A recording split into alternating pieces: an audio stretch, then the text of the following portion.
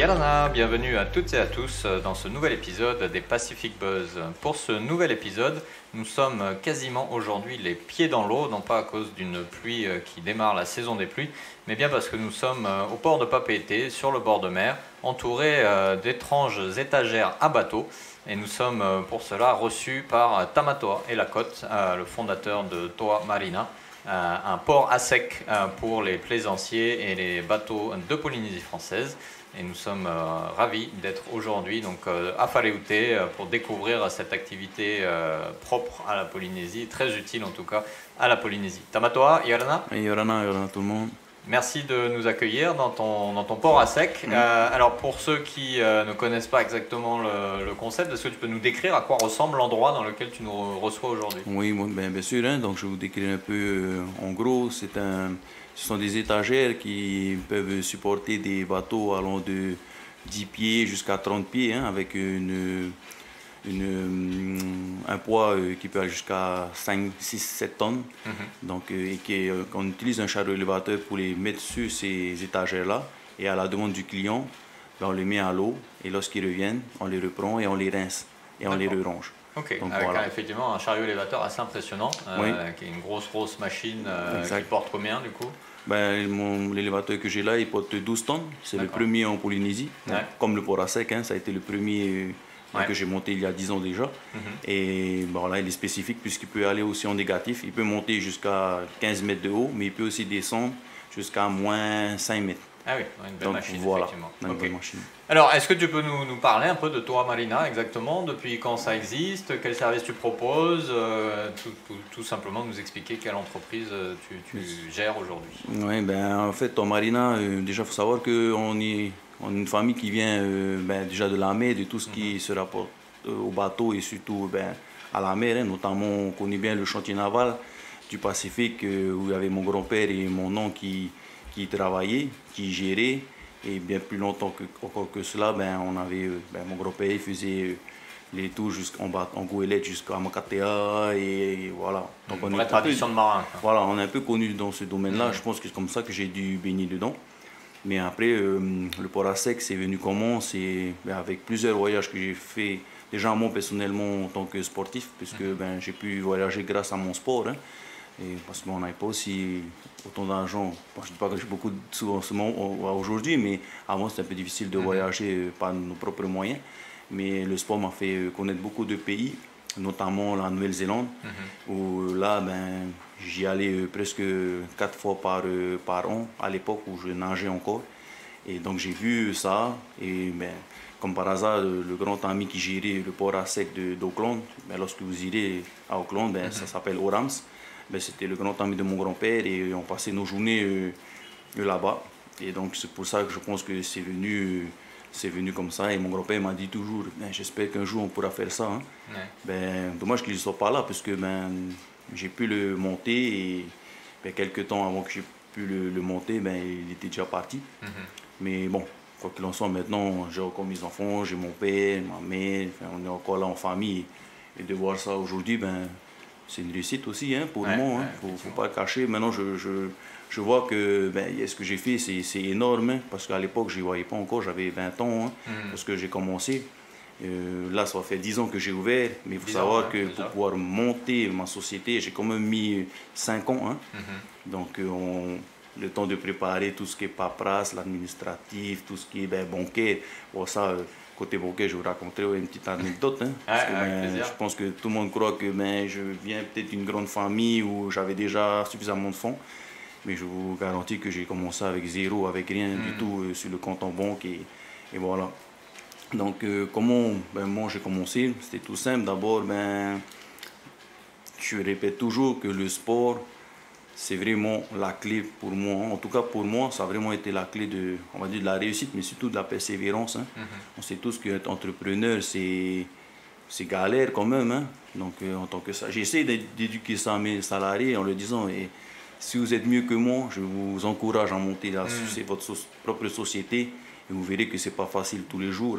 Parce qu'ils ne voient pas tout ça, ils attendent. C'est comme quand tu es salarié, tu attends que la fin du mois pour avoir ton salaire. Mais quand tu es entrepreneur... Justement, combien d'employés tu as aujourd'hui? En fait, je me suis beaucoup diversifié. Hein. Rien que, enfin, en temps marinage, nous sommes 6. Nous sommes 6 aujourd'hui, mais après, j'ai d'autres sociétés auxquelles ben, j'ai poussé un peu les personnes de ma famille, notamment ma cousine, qui elle s'occupe alors des permis bateau, donc toujours dans le bateau. Ouais, on a vu effectivement à l'entrée de ton entreprise, on voit 3 ou 4 enseignes différentes, on voit qu'il y a de l'activité. Exact, en 10 ans j'ai pu un peu me diversifier et je pense qu'en gros on doit être une dizaine simplement. Je ne suis pas une grosse société au niveau salarial, mais pour moi c'est déjà pas mal, quoi. Je suis content déjà de pouvoir donner à ces personnes-là. Et après j'ai fait un choix aussi de prendre plus de jeunes. Hein.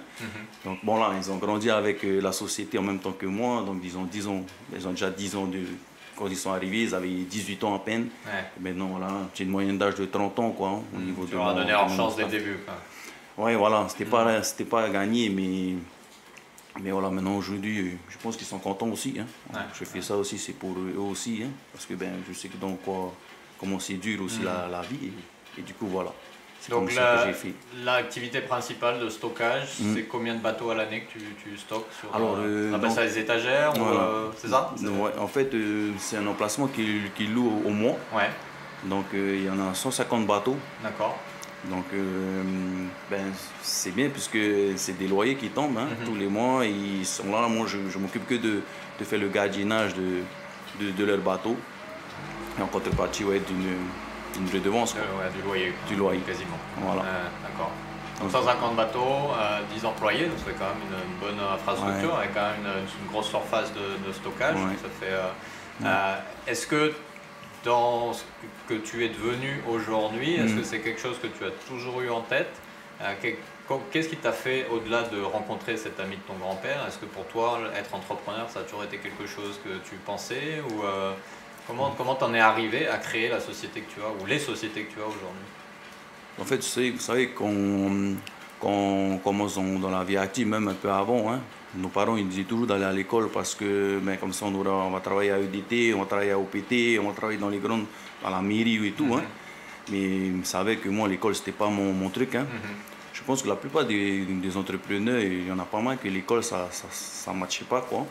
Et ben, pour ma part, ben, comment c'est venu, c'est que ben, l'école, c'était pas tellement ça. Et je me suis dit, ben, comment je pourrais faire pour aider un peu mes parents. Hein. Donc, parce que comme je dis toujours au sport, on va dire une petite anecdote, mes parents, ça c'est vrai. Moi, comme je nageais et j'avais un certain niveau, et ben, eux, ils arrivaient à se sacrifier pour moi, déjà rien qu'au niveau de la nourriture. Hein. C'est-à-dire que ben, je mangeais moins du steak, alors que eux, c'était plus poisson, les trucs pas achetés, quoi, puisque nous, on avait des bonitiers là, les bonitiers sont juste en face de nous et tous les jours, on a du poisson. C'est-à-dire, on mangeait que du poisson. Et moi, quand j'avais des compétitions, ben moi, je mangeais ça arrivait souvent que moi, je mangeais la viande pendant un repas et eux, non. Hein. Et après, voilà, et à force, je me suis dit, non, quand même que j'arrive à faire quelque chose plus tard. Et je savais qu'en tant que salarié, ben, c'est le SMIC que je pouvais commencer, c'était sûr. Quoi. Et je me suis dit, ben, pourquoi pas monter une société. Et en fait, ben, c'est grâce aussi un peu à ma femme, puisque quand j'avais fini mes études, ben, ma femme qui est toujours la même que depuis, ça fait 20 ans que je suis avec elle. Ah, félicitations. Ouais, voilà, ben, ça oui, c'est incroyable. Je sais pas comment j'ai fait, mais je rigole. Ben, du coup, ben, elle me disait, voilà, ben, moi j'ai eu il faut que j'aille faire mon master en France. Je dis, on le sait tous, hein, loin des yeux, ben, pour moi, loin du cœur aussi, hein, je ne vais pas attendre ça mon. Donc du coup, j'ai dit, bon, ok, j'ai fait l'effort et ben, j'ai eu mon bac au bout de la deuxième fois, parce que j'ai fait que de redoubler et après, ben, j'ai fini par l'avoir le bac. Et comme par hasard, on a pu partir en France. Et ben, en métropole, j'ai fait un DUT gestion, entreprise et administration. D'accord. J'aime bien dire parce que, comme je dis toujours, c'est long, tu vois, ça fait genre méchant ces études, gestion, entreprise, administration, option PME, PMI. Ça fait classe, quoi. Voilà, ça fait. En fait, c'est un bac plus 2. Ben, et comme par hasard, ben, ça c'est gestion des entreprises. Ben, je suis tombé par hasard parce que c'est la seule école qui voulait de moi, c'était à Toulon. Toutes les autres écoles ne voulaient pas de moi, mais celle-là, elle a accepté.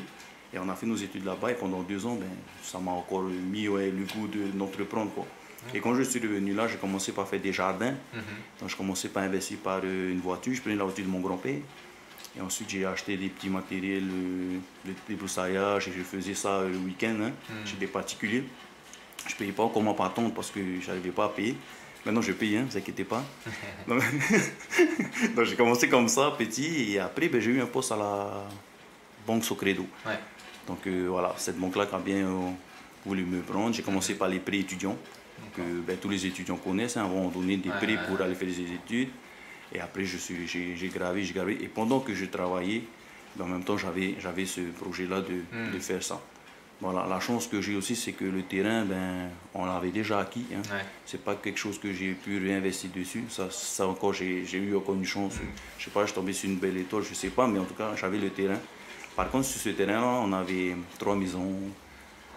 Voilà, tu vois, c'était déjà bien fait. Voilà, donc on voyait, j'ai tout rasé, quoi. Donc ça, c'était un coup, quoi. Ouais. Soit ça passe, soit ça casse. Est-ce que c'est bien passé avec la famille? Tout le monde a accepté? Parce qu'on sait que c'est toujours compliqué ce genre d'histoire. Ben, j'ai encore de la chance parce que mes parents, au contraire, tout de suite, je leur ai dit, alors pas, maman, je vais casser les maisons. Parce qu'on avait 3 chambres, piscine. Tu vois, le grand-père, il avait bien travaillé, il a souffert, et voilà, et moi, j'arrive tout jeune. Ben, en fait, je vais tout casser ça, désolé. Non, voilà, et après, ben, non, mes parents m'ont dit, tu sais, nous, on va te suivre. Hein. Donc voilà, parce que vous voyez le sport, quand vous voulez arriver à un certain niveau, c'est obligé de faire des sacrifices. Hein. Et moi j'ai décidé de faire ça, j'ai décidé d'aller au bout parce que j'aime le sport. Et j'ai choisi la natation parce que ben, je ne sais pas pourquoi. Et ben, du coup ben, mon père a dit ok tu veux faire ça, ben, tu vas arriver à ton objectif, sinon en gros ça ne sert à rien, on arrête tout. Mais j'ai réussi, j'ai fait les championnats du monde, c'était notre seul objectif, c'était mon seul objectif. J'ai dit, je vais faire les championnats du monde, hein. Donc Tahitien, représenter Tahiti, je vais réussir à aller. Jamais ça a été fait auparavant. Et du coup, j'ai pu le faire. Et là, je me suis dit, voilà, pour arriver à quelque chose, il faut se donner et tôt ou tard, tu vas arriver à quelque chose. On voit un peu partout, hein, je ne suis pas une exception. Hein. On voit un peu partout à la télé, on voit les grands champions, on voit les grands entrepreneurs. Ils ont passé tout ça. Ben, moi, j'ai juste recalqué dans tout ce qui est entreprise, quoi. Donc j'ai maintenu, j'ai dit ok je vais arriver jusque là et voilà. Mais c'est pas tout le monde parce que mon belle famille, ben c'était pas pareil. Ouais. Tu vois, galère, ça va pas, faut lui dire, voilà. Ouais. Il disait à ma femme, il faut lui dire, c'est un peu fou ce qu'il pense là, en plus ça n'existe pas en Polynésie ce qu'il veut faire, et on sait pas, personne ne connaît comment ça marche, personne ne conduit l'élévateur. Moi je parlais pas un mot d'anglais. Et du coup, j'ai dû commander moi seul mon élévateur. J'ai dû moi-même aller aux États-Unis pour aller commander tout ça. Et sans aucune personne, j'avais pas de traducteur, quoi. Donc c'est du style Google Traduction, tu vois. Tu tapes vite et puis tu parles. Après, tu dis, attends, oui, tu écris. En fait, c'était voilà. Mais voilà, après, du coup, j'ai fait comme ça. Et jusqu'au jour où j'arrive, au moment où le prévisionnel dit que l'investissement, le coût de ton investissement, c'est 120 millions. Quoi. Voilà. C'était ça le prix de départ. Quoi. Voilà. Le plus gros problème, ça a été le coût de l'investissement de ce projet-là. Donc, est-ce qu'il fallait que je laisse tomber mon statut de salarié pour aller dans un truc à risque avec 120 millions de dettes derrière toi ou est-ce qu'il fallait, ok, au contraire, ok, on laisse tout et on se focus sur ça, ou rester en tant que salarié. En fait, c'était les deux choix. Et moi, j'ai décidé que non, j'allais essayer de faire moi-même. Parce qu'en fait, comme on n'avait pas aussi, on vient d'une famille normale, hein, donc moi, l'argent, je ne savais pas vraiment la valeur que ça avait à l'époque, quoi. Parce que il me suffisait de peu pour y vivre et quand on m'avait dit, quand j'avais fait mon prévisionnel, mon coût d'investissement, 120 millions, pour moi c'était comme si c'était 1 million, 500 000. Ouais, c'est dur de s'en rendre compte. Voilà, mais c'est quand j'allais présenter et que je disais, voilà, ça va me coûter 120 millions, la machine elle coûte 40 millions, rien que l'élévateur elle fait le prix d'une maison. Quoi. Ouais, donc juste un élévateur, donc du coup, wow, moi non, c'est pas 120, ok. Après, je me suis buté, aux banques. Hein. Alors on reviendra dessus, oui. Mais juste avant de faire une petite pause, comme tu le disais, tu es le premier port à sec de Polynésie, mais depuis il y en a eu quand même quelques-uns qui sont... 2 ans après, lorsque j'ai monté le mien, ça s'est monté, un sur Ponavia, quand on voit tous en Maronataina, voilà. Hein. C'est là que j'ai vu aussi que le monde de l'entrepreneuriat, c'est très voilà compétition. C'est pas c'est de la compétition, mais il faut avoir assez de connaissances. Le réseau compte beaucoup aussi, hein. Avoir un certain réseau ça compte beaucoup. on dit que non, mais après il fallait que... Ben, moi je sais pas pourquoi, mais ça m'a pas vraiment monté à la tête aujourd'hui avec ce que j'ai. Au contraire, je te dis, j'ai pas de voiture, j'ai jamais encore acheté une voiture neuve moi-même.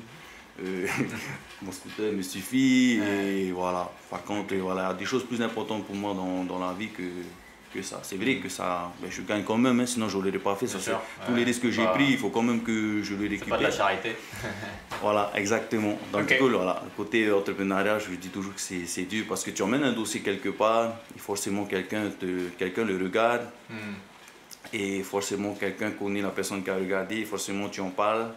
Et après, si tu n'es pas le premier, ben, celui qui a juste regardé, c'est sûr qu'il y a quelqu'un qui va te dépasser, quoi. Donc, moi, il fallait que j'y fonce et j'ai bien fait, puisque 2 ans après, ben, c'est une autre. 10 ans après, tu es encore là. Ouais, ben, bon, après, peut-être on pourra discuter de comment ça s'est passé pendant les 10 ans. Avec plaisir. On va faire une petite pause d'abord et on se retrouve dans un instant pour continuer à parler de ton aventure d'entrepreneur. Ouais.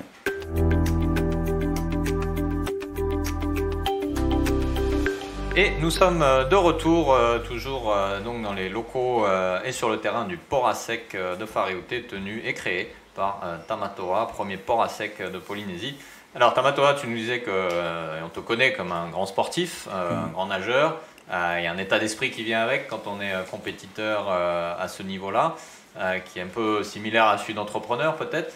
Alors ça fait 10 ans aujourd'hui donc, que tu as créé ton entreprise, pris le challenge, relevé le challenge de cet investissement important dont tu nous parlais tout à l'heure. Est-ce que tu peux nous dire au fil de tout ce parcours-là, quelle a été la meilleure leçon que tu as apprise sur toi, sur la vie, sur l'entreprise, et quelle a été la pire leçon que tu as apprise? Ben oui, je pourrais le dire. Hein. Moi, pour moi, la meilleure leçon que j'ai apprise, c'est que tout obstacle, ben, on peut les franchir. Hein. Il ne faut pas se buter à un mur. Hein. Donc, il y a toujours une solution. On dit toujours un problème a une solution, et ça, c'est vrai. Hein. Donc, je pense que ça m'a beaucoup appris déjà sur moi. Et en plus de cela, moi, en tout cas, ça m'a appris aussi à avoir une vision plus familiale. Hein. On ne croirait peut-être pas, mais moi, au contraire, ça... J'apprends ça, j'ai des enfants jeunes quand même. Mon garçon, il a 13 ans, il vient d'avoir 13 ans, mon grand, et mon dernier, il a 4 ans. Et le fait d'être entrepreneur, c'est aussi difficile parce que la famille compte beaucoup. On sait tous que si tu as ta famille derrière, en tout cas moi je sais que ma famille elle est derrière moi, et ça me permet de pousser. Mais je sais aussi qu'ils ont besoin de moi de temps en temps. Donc relâcher aussi, ça fait du bien aussi, puisque ben, quand tu rentres et on te dit hey, papa tu travailles encore, papa tu travailles encore, papa tu travailles encore. Et après, bon, tu te dis, est-ce que la vie est fait que de travail ou est-ce que je peux quand même donner du temps un peu à mes enfants, à ma petite famille? Et je pense que c'est ce que j'ai fait en faisant le choix de, pas m'expatrier, mais en tout cas d'aller vivre sur Bora Bora. Hein. Ouais. Je trouve une plus grande sérénité et une plus grande, on dit, un plus grand entourage familial, un cocon que j'ai pu... créer et tout. Donc voilà, donc c'est ça. Bon, après la pire dans tout ça, c'est que ma pire expérience, c'est la paperasse. Ouais.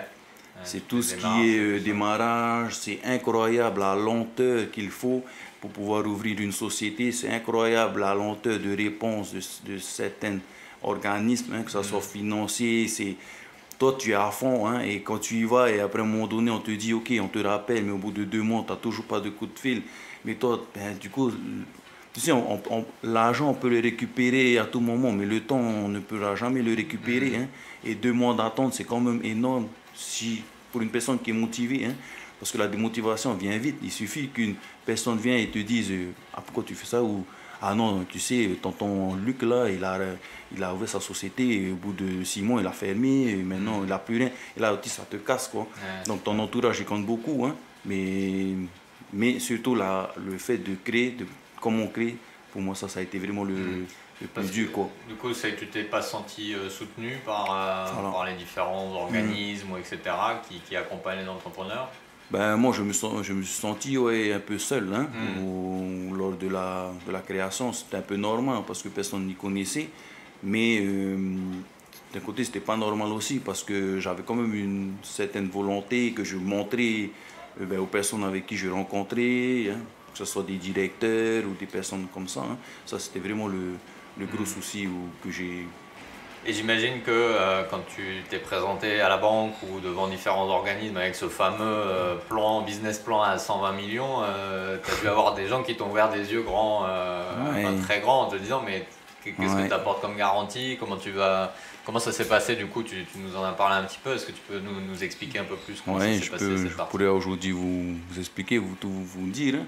Mais bon, j'y ai joué aussi par rapport à tout ça. Pourquoi je dis ça, c'est que jusqu'à aujourd'hui, on dit tous que l'apparence, hein, ne pose pas de problème. Hmm. Mais moi, je vous dis que si, hein. Hmm.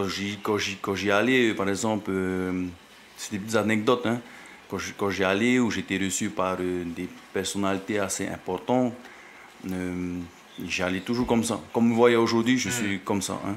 Moi, dans ma tête, je me suis toujours mis dans ma T-shirt, tête, short, ben, classique je quoi. suis à l'aise, hein. Ouais, bah, Sauf quand comme je travaille, voilà, sauf quand je travaille tous à comme la ça, banque, hein, ouais, parce que voilà. ben, c'est normal, tu Bien reçois sûr. des clients, tu as une certaine ben, façon de s'habiller quand même, hein. Tu vas pas aller comme ça en tant que banquier, quoi. Mais en dehors de cela, ben, ça a joué quand même, ça m'a posé beaucoup de problèmes aussi, hein, parce qu'arriver comme ça, ben, tout de suite, mais on ne te prend pas au sérieux. Et ben, moi, j'ai joué dessus, pour vous dire. Je me suis amusé dessus. Ces personnes-là où j'y allais comme ça et que, ben non, vite fait, je voyais déjà qu'il ne voulait pas me recevoir ou laisse tomber, j'étais un rigolo. Et voilà, lui, il fait rire, et il n'arrivera pas et tout. Mais je peux vous dire qu'aujourd'hui, il m'appelle tout le temps pour que j'y aille et que j'y vais. Et quand j'y vais comme ça, et même pendant des réceptions. Et du coup, maintenant, il m'accepte comme ça. Et bon, j'ai joué un peu, hein. Ouais. Et par rapport, pour revenir un peu à l'investissement, c'est-à-dire les 120 millions, ben, faut pas croire, c'est sûr qu'on n'allait pas accepter, hein. Là, tout le monde se dit, eh, déjà pour demander 5 millions Ouais, c'est pour clair. acheter des caméras, des projecteurs comme aujourd'hui, je sais pas. La banque est très frileuse, hein. En plus, à l'époque où j'ai monté, c'était pendant la crise, il y avait une petite crise, Oui, là, en c'est la plus, crise la économique, crise c'était en plein, financière, voilà, la petite crise crise, financière, beaucoup quand même, hein. Ouais, c'est clair. Et voilà, tout le monde était là, qu'est-ce que tu me fais, qu'est-ce que tu dis, tu vois. Et ben moi non, je sais pas, j'ai voulu ouais, faire, j'ai pas fait mon mal, mais j'ai dit non, je vais y aller, je vais réussir et tout. Donc je suis allé dans les 3 banques de la place, BT, Polynésie, ben, Socredo. En plus j'ai travaillé, donc je me suis dit, comme je travaille, c'est sûr ouais, qu'ils vont me donner, hein, ils vont me financer. Eh bien, figurez-vous que tous les 3 ont dit non. Aïe, C'est un peu normal, hein. Maintenant je ouais. me dis que c'était Oui, normal qu'ils disent ouais. non, hein. Mais c'est décevant quand tu Voilà. lances ton projet. Non, la première année, non. Deuxième année, non. Troisième année, non. Quatrième année, non. Cinquième année, toujours non. C'est sûr que ça va être non. Ben, j'ai dit non. Là, il faut que je fasse quelque chose, mais il y a toujours une solution. Voilà, c'est ça le truc. Problème, il y a la solution. Eh bien, monsieur, il est reparti voir une banque. Il a fait son simulation, comme tous les demandes de prêt. Et pendant la simulation, ben, je sais pas, une lumière est venue à mon cerveau et moi j'ai toujours ma sacoche sur moi, hein. Bah voilà, déjà une sacoche, ça fait pas très stylé, mais moi j'ai toujours ma sacoche. Et là, le gars il me dit, ok, ben voilà, ben comme tu peux le voir, ça passe pas, ton coefficient d'endettement il a explosé, ta disponibilité était à 0, donc on peut pas le faire, hein. Donc il me dit, qu'est-ce qu'on fait? Je dis, bah voilà, est-ce que c'est possible alors de faire quand même des photocopies de ma pièce d'identité et de mes fiches de paye, puisque j'étais toujours salarié. Il me dit, bon, ok, je vais quand même faire passer le message que c'est pas possible. Ok. Et lorsqu'il s'en va, eh ben, il oublie de prendre le simulateur que j'ai demandé à imprimer parce que ben, moi je vois pas bien. Là je porte des lunettes, mais normalement je vois. Et je lui dis, je vois pas bien, c'est ton écran là, peut pas, moi je vais mieux voir. Et là la feuille est devant moi. Et là je me dis, ok, c'est aujourd'hui ou jamais. Il s'en va, il sort, et parce que pour vous photocopier, c'est pas dans son bureau, Ouais. donc il sort, et là, Tamatoa, il prend le tampon nominatif, il tamponne le papier, pardon, et j'ai là, je plie, je mets dans ma sacoche, et là, je transpire, comme maintenant, là, et je me dis, oh, comment je vais faire, il arrive là, et je prends mon téléphone, quoi? Où ça? Comment tu as fait? Quel accident tu as eu? Et tout, hein? Mais comment tu as fait? Attends, j'arrive, le gars. Il faut que j'aille là parce que là, hein, j'ai un petit souci. Ok, vas-y. Hein. Et là, je cours, je prends ma Vespa. Comme ça marchait pas pour faire le cric, là, je pousse dans la rue, là. Je démarre ma Vespa et je pars avec le papier.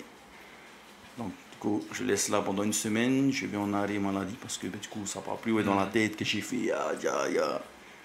Ben, une semaine après, j'allume mon téléphone et personne ne m'a appelé. pas de police, rien, pas de banquier. Ok, super. Je vais à mon bureau, je suis la feuille, je prends mon stylo, j'écris accord en grand, signé by Tamator. Voilà. La suite, c'est ça. La suite, c'est que j'y vais.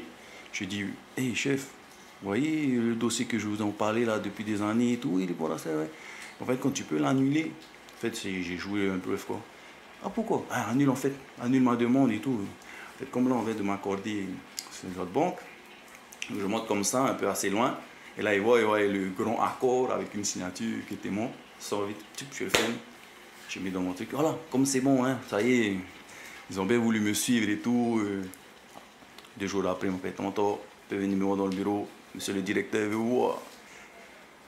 On va vous suivre. Donc, est-ce que vous pouvez annuler là-bas? Je dis, ah, c'est vous qui voyez, mais je n'ai pas d'apport, j'ai rien, je n'ai pas un sou.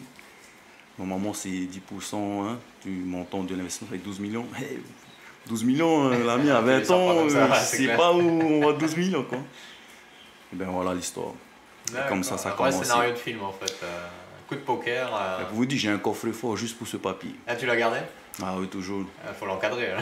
Je ne sais même pas envie de l'ouvrir. Hein. Là, je ne l'ouvre même plus. Ça fait 10 ans que je ne l'ai pas ouvert juste pour le garder parce que voilà, c'est comme ça. Et c'était un coup de bluff et j'ai fait. C'est pas bien peut-être de le faire parce que.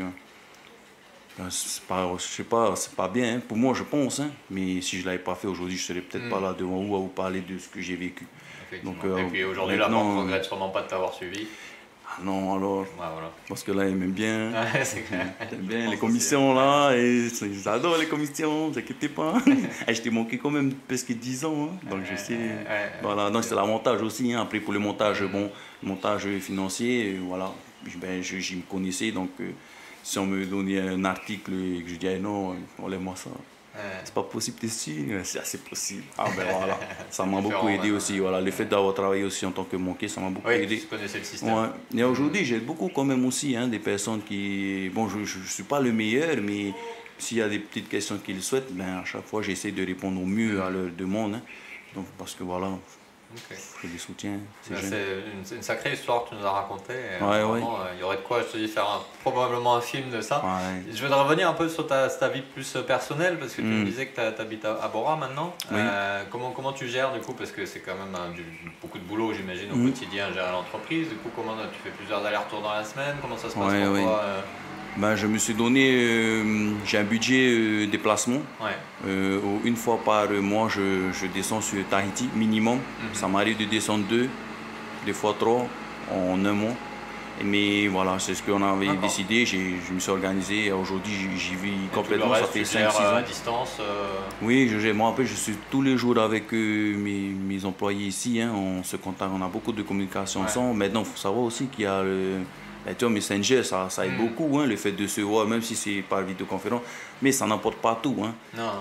Quand tu es sur place, c'est pas la même chose. Hein. La productivité est plus efficace hein. Quand tu es sur place, ça c'est garanti. Hein. Mais voilà, j'ai quand même voulu essayer ça et aujourd'hui, ça fait 5 ans que je le fais. Et c'est un pionnier du télétravail en fait. Voilà, je savais qu'il y avait le Covid qui arrivait, donc je me suis dit, je ne vais déjà me mettre, tu vois. C'est moi en fait qui dit comment il fallait faire télétravail. Non, ouais, c'est ce que j'ai fait aujourd'hui. Et du coup, ça te permet d'avoir le temps pour la famille et en même temps continuer à gérer l'entreprise même à distance. Oui, ben, plus pour vous dire que quand je leur dis que je viens à Tahiti, ma petite famille, ils n'aiment pas trop. Ils savent que quand je viens, déjà, je les emmène. Pas quand ils ont école, mais en tout cas, j'essaie au maximum de les emmener ici. Mais en les emmenant ici, vous voyez, là aujourd'hui, ils ne sont pas là avec moi. Donc, du coup, ils savent très bien que le matin, ils ne vont pas me voir et que le soir, ils me verront peut-être 1 heure. Alors que là-bas, je suis là-bas à jouer avec eux un peu plus souvent. Quoi. Voilà, j'ai plus une vie on va dire organisée. Hein. Le matin, voilà, une journée type de Tamator aujourd'hui, c'est se lever à 5h30, 6h, petit déjeuner, préparation, emmener les enfants à l'école. Après, il prend soit son surf, soit son bateau pour aller pêcher, soit son kite à 9h. Donc, tu as dit de 7h à 9h, je travaille un peu. Après, à 9h, je lui fais du kite. Après, à midi, je rentre. S'il ne fait pas tellement beau, je regarde Netflix. Non. Sympa la vie d'entrepreneur. Après, à 2 heures, je reprends encore. Pendant 1 heure, le travail. Hey, ça va, c'est bien passé aujourd'hui, oui. Après, je vais chercher mes enfants et on retourne à la mer. On habite juste en face, la mer est juste en face de la maison. Donc voilà. Ouais, donc la vie d'entrepreneur, c'est pas que du travail. Faut on s'organise bien. Quoi, non, on s'organise bien. Mais bon, il faut savoir que ça n'a pas été comme ça dès le début. Hein. J'ai quand même mis 7 ans à vraiment être stabilisé. Pendant 7 ans, voilà, 5-6 ans, j'étais tous les jours ici. Je n'ai pas vu mon grand aujourd'hui vraiment grandi puisque je passais du lundi à dimanche, je travaillais à la banque, je revenais, j'avais ça et tout. Hein. En plus, commencer avec, au départ, tu dis à la banque que tu auras 90% du taux de remplissage et que en fait, quand tu commences, tu n'as même pas 10% et que tu as des échéances de presque 1 million par mois. Je peux vous dire que ça fait mal et là que tu ne dors pas beaucoup. Quoi. Et là, tout le monde vient te voir et te dit hey, t'as vu hein, et maintenant, hein, comment on fait t'as voulu faire là 120 millions, mais non, t'as vu, t'as rien, même pas de bateau. Et ça fait mal, ouais. Là, tu te dis, qu'est-ce que j'ai fait? Est-ce que je maintiens hein? Et puis j'ai construit ça. Et tu as réussi aussi à créer une équipe, j'imagine, en qui tu as très confiance. Du coup, même quand tu es à Bora, tu sais que ça tourne. Oui. Je pense que ça, c'est un point important aussi. Oui, bien sûr. Bon, juste la semaine dernière, j'ai juste gueulé un peu, mais ça fait partie du management. Hein. Mais oui, j'ai une équipe qui j'ai confiance. Mais comme je dis, confiance, petit mot, hein, petite confiance. Hein, je ne pourrais pas donner mon compte avec eux pour qu'ils gèrent, hein, mais que ça soit ma femme, mes parents et tout. Mais oui, je les fais confiance parce que je sais que je leur donne aussi de l'importance à leur poste. Hein. Ils sont quand même un élément clé parce que sans eux, moi, je ne peux pas réussir aussi. Hein. Donc les salariés, je pense qu'ils ont droit aussi à la reconnaissance. Bien sûr, souvent, voilà. Autant que je peux, je le fais. Hein. Et en tout cas, je les implique toujours dans la vie de l'entreprise. Hein. Si je dois faire des choses, je partage beaucoup. Hein. Et quand ça va bien, genre, ça m'arrive de les inviter une semaine en Nouvelle-Zélande, par exemple. Hein. Ah oui, voilà, on va tous en Nouvelle-Zélande et on tripe un bon coup, une semaine, et après on revient. Hein. C'est ce que je fais, ou sinon je les emmène là où je peux les emmener, hein, dans des objectifs. On est allé en Amérique. Ça apporte beaucoup aussi. Je suis jeune aussi, je sais qu'est-ce que c'est d'être jeune et voilà, le fait de savoir que tu as travaillé pour ça, c'est énorme aussi. Hein. Voilà. Bon, après, je n'ai pas ouvert ma société encore aux personnes, hein, je suis le seul, mais peut-être pourquoi pas un jour, hein, que ça peut les impliquer. En tout cas, moi, ça peut me mettre encore un peu plus au repos en disant que voilà, comme ils sont dedans, il ne faut pas qu'ils fassent de bêtises, un intérêt, c'est ça l'objectif. Hein. Mais pour le moment, je ne suis pas encore. Super. Doucement. Écoute, ça tombe bien parce qu'on va faire une petite pause juste avant de parler de l'avenir, de tes projets futurs. Et on se retrouve dans un moment. Ok.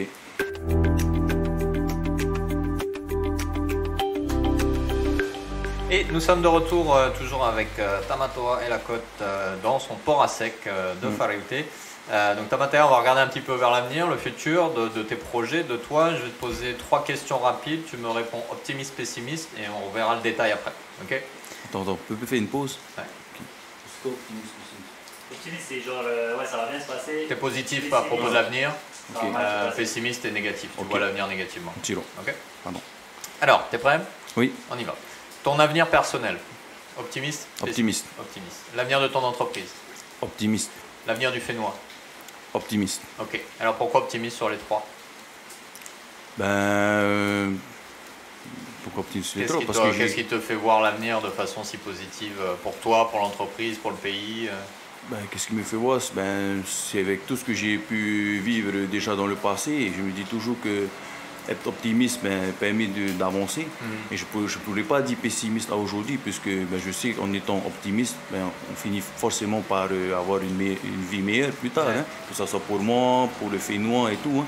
Donc c'est ce qu'on souhaite toujours, c'est pour ça optimiste. Ouais. Et de ce que tu vois, de l'expérience que tu as d'entrepreneur, parce que tu nous disais par exemple que tu avais quand même galéré avec les démarches, avec les procédures, que c'était pas facile pour toi d'ouvrir une entreprise. Est-ce que tu penses que ça s'est amélioré ou que c'est en train de s'améliorer, que du coup d'autres vont avoir plus de facilité que toi tu as pu en avoir? Oui, je pense que c'est en train de s'améliorer. Je ne dis pas que ça s'est amélioré, je pense que c'est en train de s'améliorer au vu des personnes qui montent, au vu des jeunes entrepreneurs, parce qu'aujourd'hui, il faut bien voir en face que il y a énormément de jeunes entrepreneurs aujourd'hui. C'est incroyable. Beaucoup plus que quand toi tu t'es lancé. Beaucoup plus.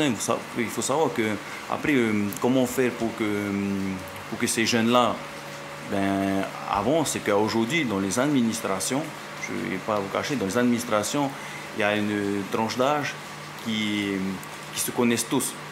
Parce que, par exemple, je dis un exemple, le directeur d'une grande administration, il a peut-être 45, 50, 60 ans. Et les personnes de 60 ans là, pour eux c'est plus facile d'aller le voir lui pour pouvoir monter quelque chose. Donc là, le fait que ça va peut-être se changer en mettant des plus jeunes personnes à ces différents postes, pour les plus jeunes, c'est plus facile aussi. C'est difficile pour une personne de 20 ans d'aller voir une personne de 60 ans, pas par rapport au respect, mais c'est pas la même, c'est pas la même vision. Aujourd'hui, il y a plein de jeunes, et je pense que ces jeunes-là arrivent à aujourd'hui. Ils comprennent les problèmes, c'est différents problèmes qu'il y avait auparavant, et je pense qu'en les mettant à ces postes-là, des postes clés, tout le reste, ils vont monter. Après, ça sera une génération.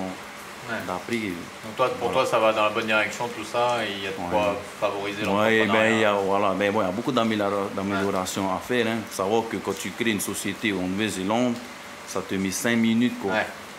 Donc on le sait tout ici, ça te met 3 semaines, 1 mois avant d'avoir un tel ou tel truc. Ça, je pense que si ça arrive à faciliter, ça sera peut-être plus facile, et voilà, ça permettra à beaucoup de personnes de pouvoir entreprendre. D'accord. Et par rapport à ton entreprise, tu me disais qu'en 10 ans, tu as ouvert d'autres entreprises depuis, tu t'es bien développé. Comment tu vois l'avenir de l'entreprise en 10 ans? Est-ce que tu peux nous parler, alors sans rentrer dans la confidentialité, mais est-ce que tu as des projets sur lesquels tu es en train de travailler que tu pourrais partager avec nous?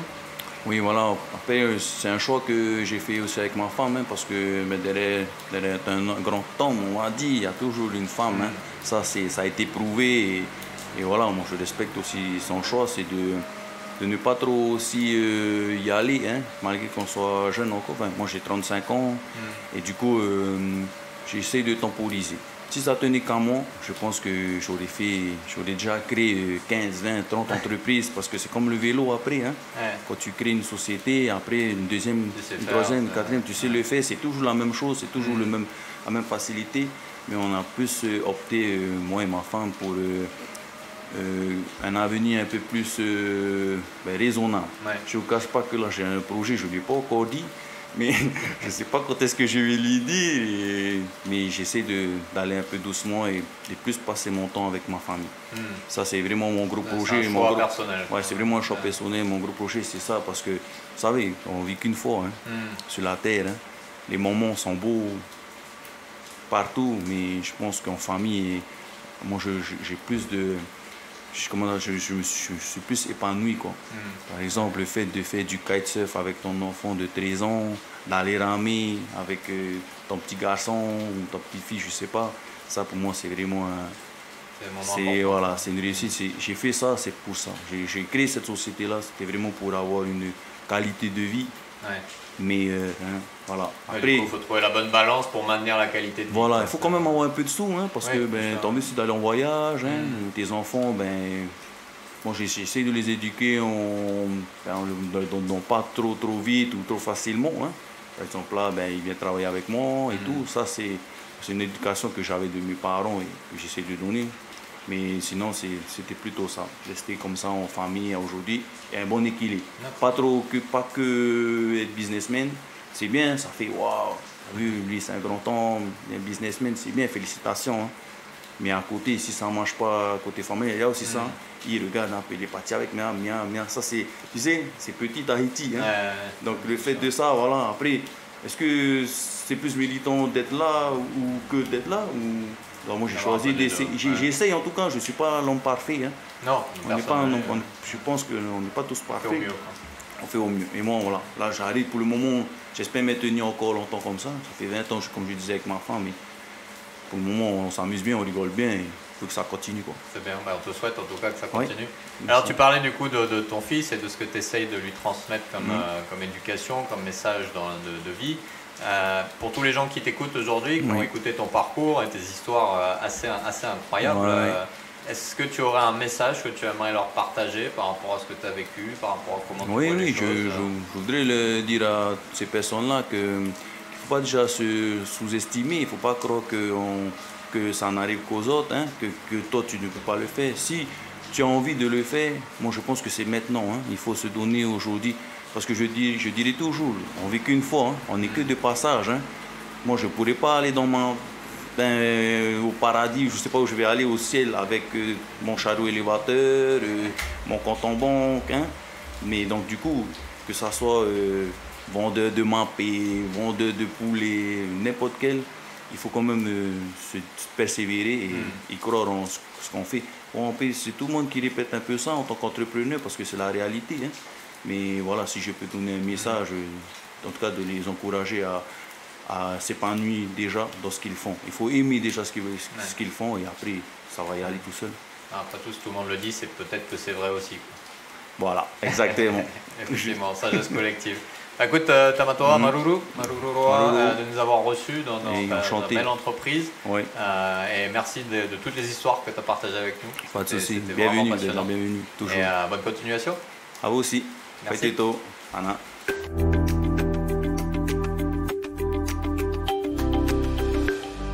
Voilà, c'était donc le nouvel épisode des Pacific Buzz enregistré à Whareute dans le port à sec de Tamatoa et la côte. J'imagine que, comme moi, tu as été très surpris et fasciné par les histoires presque rocambolesques de Tamatoa.